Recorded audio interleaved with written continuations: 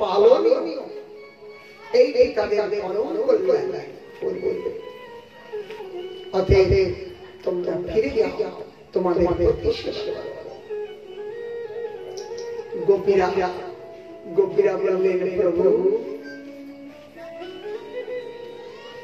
আমাদের একটি কথা বলতে বলো।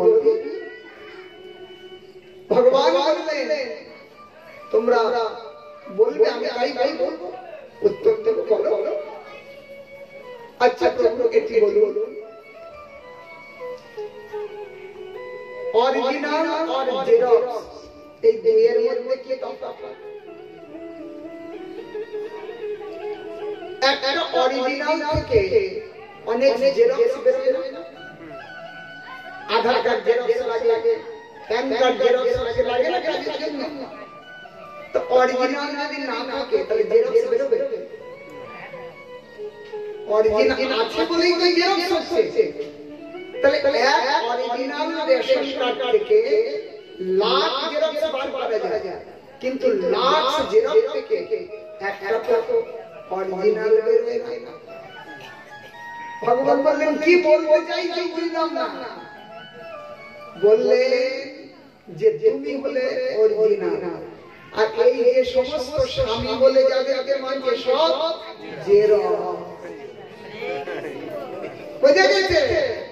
ও জেরক্স কালকে ছিঁড়ে গেল, কেটে গেল, কোনো মূল্য না। কিন্তু অরিজিনাল থাকলে আবার জেরক্স, তাই না? আবার জেরক্স কপি পেয়ে যাব। তাহলে মূল হলে তুমি, আর তোমারই প্রতিবিম্ব স্বরূপেই আমাদের স্বামী বলে যাদেরকে মেরেছি, এই স্বামী কালকে মরে যাবে, ছিঁড়ে যাবে। কিন্তু অরিজিনাল যে তুমি, তার যদি ভক্তি থাকে তাহলে আমরা প্রতিহারা হব না। ভক্ত সধবাদ একটা চিহ্ন আছে, মাথায় তিলক, হাতে শাখা, একটা সধবার চিহ্ন। তো দেখলেই বোঝা যাবে যে ইনি সধবা, এনার পতি আছে, এনার মালিক আছে। তেমনি যারা কৃষ্ণকে পতি রূপে মেনে নিয়েছে তাদের এই চিহ্ন থাকবে, এটা সধবার চিহ্ন। নিতাই গৌর হরি বল। এই চিহ্ন দেখলে কি মনে হবে যে না ইনি একজন কৃষ্ণ ভক্ত। তাই তো কৃষ্ণকে পতি রূপে মেনেছেন। কৃষ্ণকে পতি রূপে জানে। পতি শব্দের অর্থ এই নয় যে আমাদের যেমন স্বামী স্ত্রী, পতি শব্দের অর্থ যিনি পালন করেন তাকে পতি বলা হয়। পতি পালন করেন যিনি জগৎপতি, এই জগৎকে পালন করছেন। পিতা এবং পতি দুই এক কাজ করে। পিতা পালন করে পুত্রদের, পতি পালন করে। তাই ভগবান দুই নামে, জগৎ পিতা তিনি, জগৎপতি। অতএব ভগবান বললেন, ভগবানকে আজ গোপিতার প্রশ্নের দ্বারা হারিয়ে আজ গোপী উত্তীর্ণ হলে গোবিন্দের প্রতি তাদের অনুরাগ দেখে আজ গোবিন্দ সেই গোপীদেরকে নিয়ে যমুনার কিনারে উপস্থিত হলে এক গোপী এক কৃষ্ণ প্রকটিত হলেন। যত গোপীর সম্মুখে এক এক কৃষ্ণ প্রকটিত হলেন। গোপীদের আনন্দের শেষ নাই। যমুনার তীরে চন্দ্রমা পূর্ব আকাশে পূর্ণরূপে প্রকটিত, মৃদুমন্দ শশীরান বইছে, আর সমস্ত প্রকৃতি সুন্দর রূপেতে প্রকাশ পেয়েছে। সব প্রকৃতি আজ অনুকূল। তার মধ্যে ভগবানের রাসলীলা আরম্ভ হলো ওই যমুনার তীরে। আজ ভগবান এক গোপীর সঙ্গে আর এক মূর্তি প্রকট করে যত গোপী তত কৃষ্ণ রূপে প্রকটিত হলেন। আর সুখদেব গোস্বামী বললেন, পরীক্ষিত বাহু প্রসার পরিরম্ভ নিবিস্তন লঘনার মনকার পাতই খেললাম গান হসিতই ব্রজ সুন্দরী নাম উত্তম ভয়বতীপতি রময়াঞ্চকার সেই রতিপতি কামদেব আকাশ মার্গে প্রকটিত হলেন সুন্দর ভগবান শ্রীহরি ত্রিভুবন কমনীয় সুন্দর শ্যাম সুন্দর আর বিশ্ব সুন্দরী সেই ব্রজের গোপী তারা গৌরাঙ্গী গোপীগণ তার সম্মুখে শ্যাম সুন্দর মনে হচ্ছে দূর থেকে কালো মেঘের মধ্যে বিদ্যুতের ছটা ঝলমল করছে শোভামান আজ ওই গোপীদের মধ্যে গোবিন্দের নির্মিত বাহু প্রসার পরিরম্ভ করার বাহু প্রসারিত করে কখনো আলিঙ্গন কখনো চুম্বন তাতই নির্মিত গীত আদি হাস পরিহাসে আজ সেই সমস্ত বৃন্দাবন আজ আনন্দে মেতে উঠেছে চতুর্দিকে আজ সুন্দর এক শোভা সেই শোভার মধ্যে গোবিন্দকে লাভকে পেয়ে তাদের সেই জন্ম জন্মান্তরের ইচ্ছা সম্পূর্ণ হচ্ছে নিজের প্রতি তাদের অভিমান জেগে উঠল গোপী মনে মনে চিন্তা করতে লাগলো যে কৃষ্ণ দেখো আমার কাছে অবস্থান করছে সমস্তকে পরিত্যাগ করে কেন কারোর কাছে গোপী কৃষ্ণ দেখছে না কেবল দেখছে আমার কাছে তাহলে আনন্দ বাড়বে না সবাইকে ত্যাগ করে কেবল কৃষ্ণ আমার কাছে আমার সৌভাগ্যের শেষ আছে হ্যাঁ অপর গোপী তাই দেখছে কারোর কাছে নাই কেবল আমার কাছে অপর গোপী তাই দেখছে প্রত্যেকের কাছে কৃষ্ণ প্রত্যেকে কেবল নিজের কাছে কৃষ্ণ দেখছে আর কারোর কাছে নাই তাই সবার সৌভাগ্যের প্রকট হলো তাদের অভিমান জাগালো অভিমান নিজের প্রতি জাগালো আজ কিন্তু এই রাস রজনীতে রাস শৃঙ্খলার যিনি চাবি রাস শৃঙ্খলার যিনি মূল রাসেশ্বরী বৃষভানন্দিনী রাধিকা সেই রাধিকা দেবে তার কাছে এক বিগ্রহ সকলের কাছে এক বিগ্রহ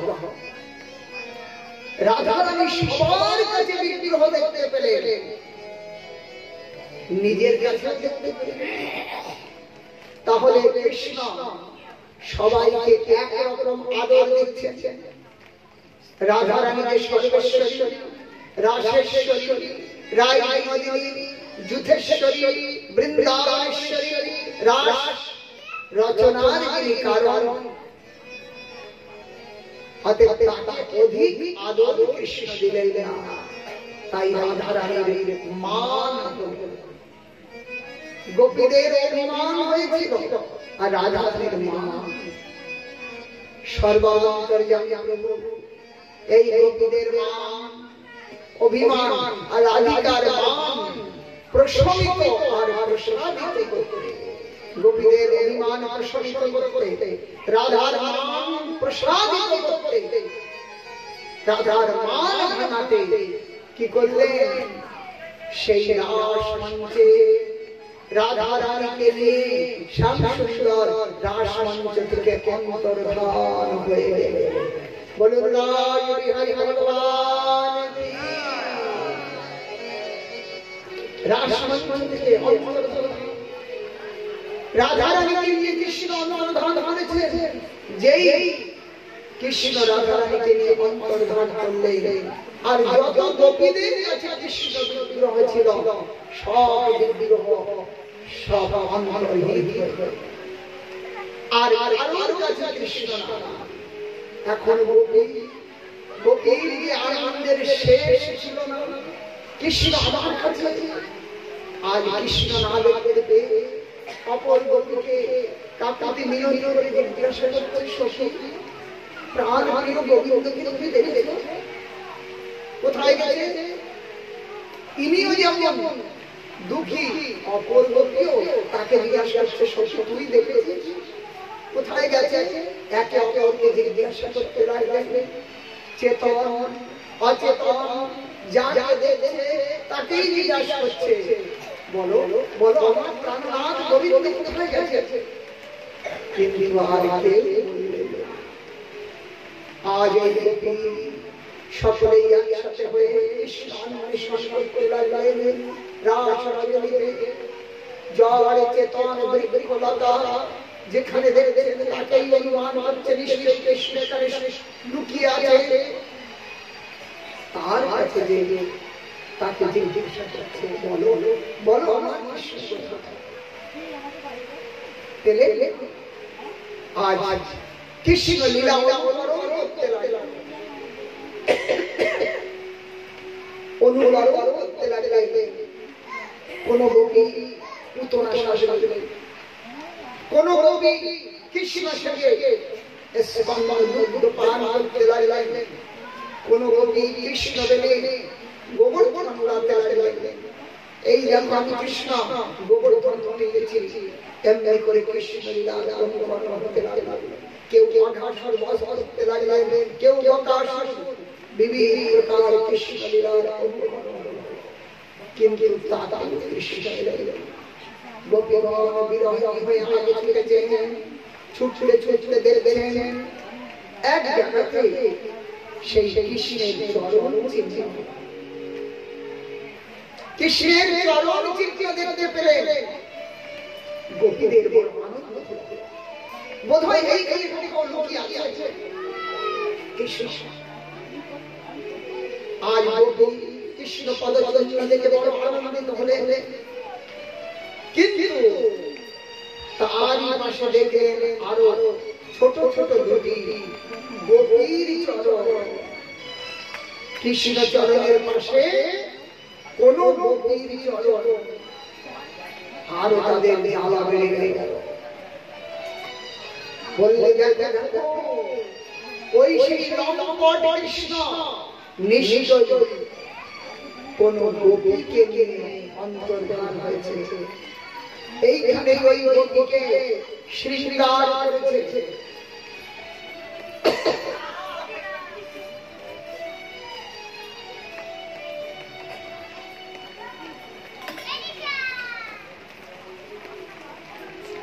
শৃঙ্গার করেছে, অনুমান হচ্ছে পুষ্প পুষ্পগুলো পড়ে আছে নিচে, পুষ্প পড়ে আছে।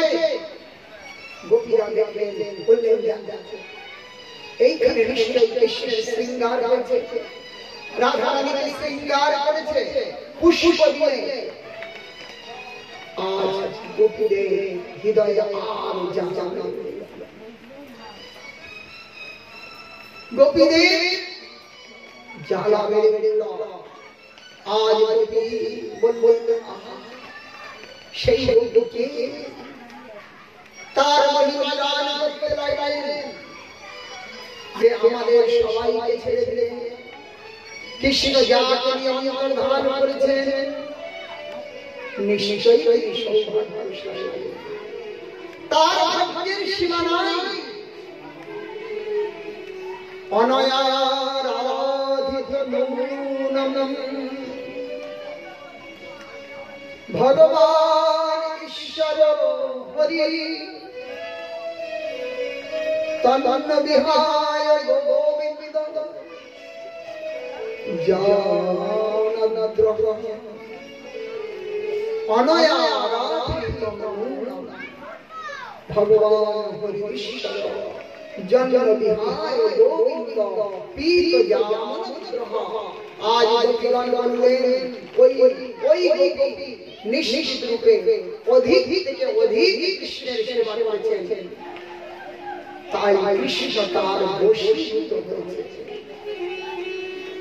ভগবান কেবল সেবাতে বশীভূত। রাধা রানী কৃষ্ণের সেবার তুলনাহীন সরল, যার তুলনা হয় না।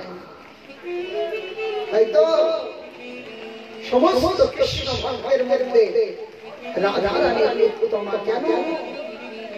তিনি অধিক থেকে অধিক কৃষ্ণের সেবা করেছেন। আজ কৃষ্ণ সেবায় বশীভূত, তাই রাধাকে নিয়ে কৃষ্ণ অন্তর্ধান করেছে।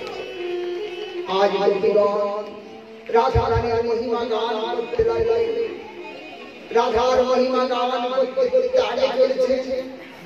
এদিকে রাধা রানী আর কোনোভাবে চলতে পারছেন না। তিনি শ্যাম সুন্দরকে বললেন, প্রভু আমি চলতে পারছি না, তোমার যেখানে মন নিয়ে যাও আমাকে, আমার দ্বারা চলা যাচ্ছে না।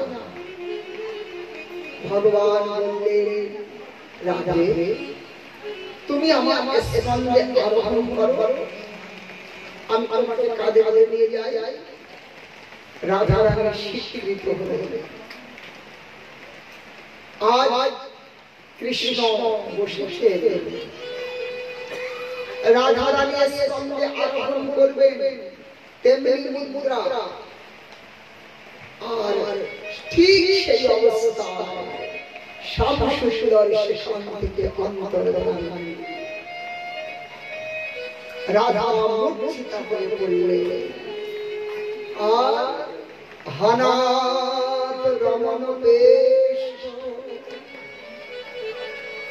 কাশ কাশ মহাভুজ দশাস কৃপনয়নে সখে সন্নিধি। হে নাথ, হে রমণ, হে বেশ কাশী কাশী মহাভুজ, হে মহাভুজ, হে প্রাণনাথ, তুমি কোথায়? কৃপনা দাসীকে একবার দেখা দিয়ে আজ আত্মনাদ করছেন রাধিকা। রাধা রানী থেকে অন্তর্ধান করেছে। এই লোকে খুঁজতে খুঁজতে এসে দেখবেন রাধা রানী তিনিও বিরহিণী হয়ে কৃষ্ণকে আত্মনাদ করে ডাকছে। সমস্ত গোপী একত্রিত হলেন। রাধা রানী বললেন, হে দেবী, তোমাদের সবাইকে ত্যাগ করে কৃষ্ণ আমার ভাগ্যের দ্বার খুলে দিয়েছিলেন, কিন্তু আজ তোমাদের মতো দুর্দশা আমাকেও ত্যাগ করে কৃষ্ণ অন্তর্ধান করে গেছে। আজ সমস্ত গোপী একত্রিত হলেন। সবাই মিলে যমুনার তীরে এসে উপস্থিত হলেন। গোবিন্দকে একটি গীত শোনালেন। সেই গীতের নাম গোপী। গোপী একত্রিত সমবেত কণ্ঠে কনক মঞ্জরি ছন্দে সেই দাস রজনীর রাত্রিতে ভগবানকে করুণ সুরে নিজেদের হৃদয়ে ব্যক্ত করেছিলেন। যে ব্যথা শ্রবণ মাত্র ভগবান আর থাকতে পারেন না, তিনি সেই গীত শ্রবণ করে প্রকটতে বাধ্য হয়েছিলেন। অতএব আমরা আদরের সঙ্গে সেই গীত গাই অথবা শুনি, নিশ্চয়ই গোবিন্দের চরণে আমাদের রতিমতি হবে, এতে কোনো সংশয় নাই। আজ সেই গীত সমস্ত গোপী একত্রিত হয়ে গাইছেন। আমরাও সেই ভাবেতে একবার প্রবেশ করি। বলো রাজ বিহারী ভগবান কি জয়। তীরে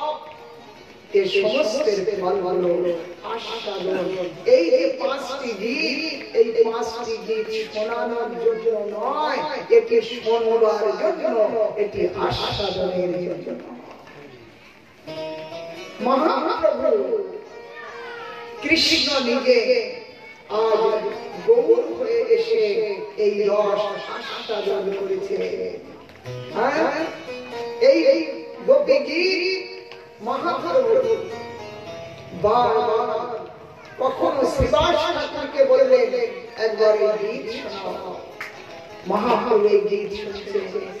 কখনো প্রতাপপুত্র এই গোপী গীত মহাপ্রভুকে শোনাচ্ছেন। গোপী গীত শ্রবণ করে প্রতাপপুত্র মহাপ্রভুকে গোপী গীত শোনালেন। আর যখন ওই তব কথামৃত তব জীবনম কবিতা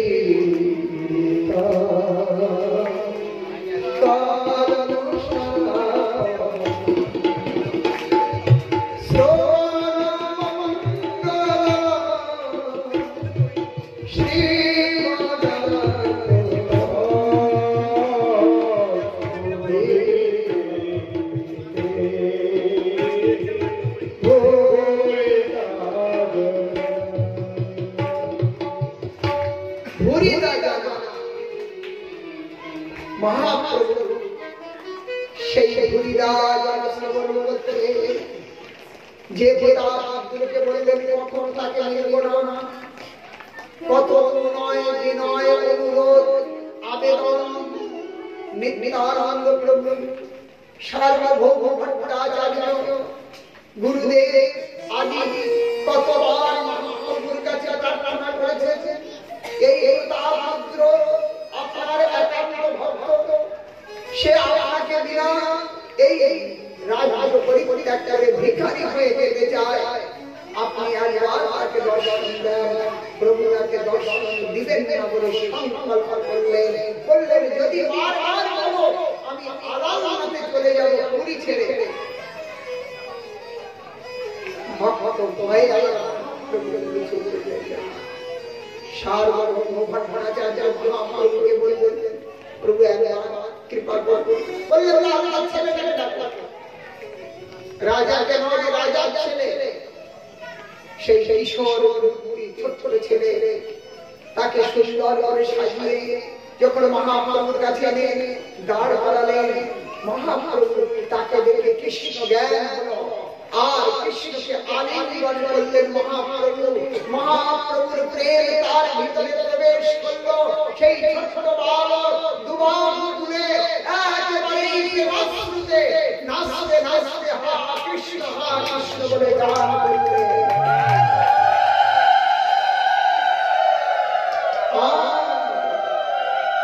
তবে রাজাকে দর্শন দিলেন না, রাজা পুত্রকে দর্শন দিলেন।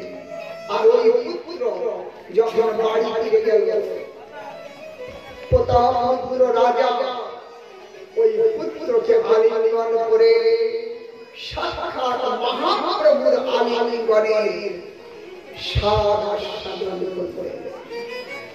মহাপ্রভু দেন না, কিন্তু এই গীত যখন গাইলেন প্রতাপপুত্র জগন্নাথের সম্মুখে মহাপ্রভু নৃত্য করতে করতে পরিশ্রান্ত হয়ে ওই জগন্নাথের পাশে বাগিচায় তিনি বিশ্রাম করতে গেলেন। ভক্তগণ সব বিশ্রামে আছেন। সেই সময় এই প্রতাপপুত্র রাজবেশ পরিত্যাগ করে বৈষ্ণব বেশ নিল, মালা কান্তি ধারণ করে আর এই গোপী গীত গান করতে করতে সেই বনের মধ্যে উদ্যানে প্রবেশ করলেন। মহাপ্রভু সর্বান্তর্যামী অন্তর্যামী, তিনি জানেন না তাকে কে গাইছে, কিন্তু আজ আসল রাজা নয়, আসল ভক্ত ভাবে গাইছে। আজ যখন এই গান করলেন, মহাপ্রভু আর থাকতে পারলেন না। একেবারে উঠে মহাপ্রভু ভুরিদা ভুরিদা বলে ওই প্রতাপপুত্রকে আলিঙ্গন করলেন। মহাপ্রভুর স্পর্শে প্রতাপপুত্রের হুঁশ হুঁশ চলে গেল। একেবারে নৃত্য করতে লাগে, দুহাত তুলে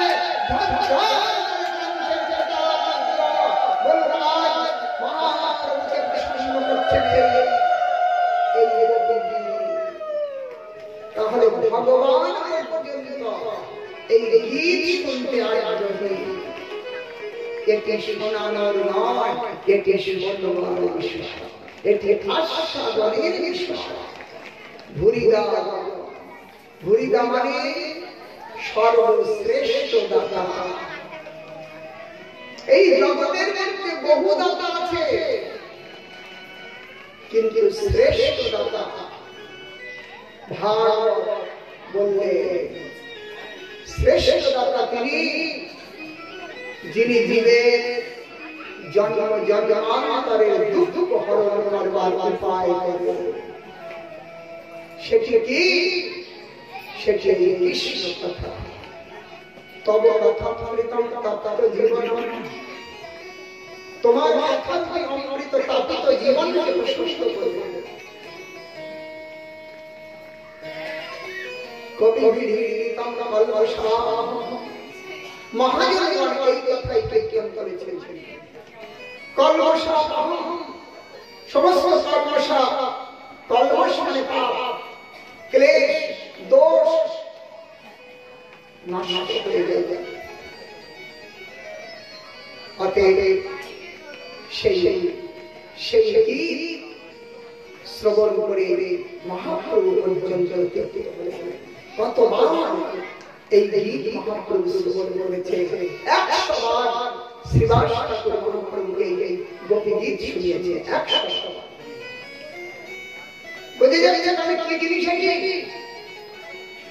কেবল মাত্র একটু শুনলাম না, এর মধ্যে সেই সাধারণ বিশ্বাস আছে। আর গোবিন্দের কাছে প্রার্থনা করছেন, প্রভু আপনার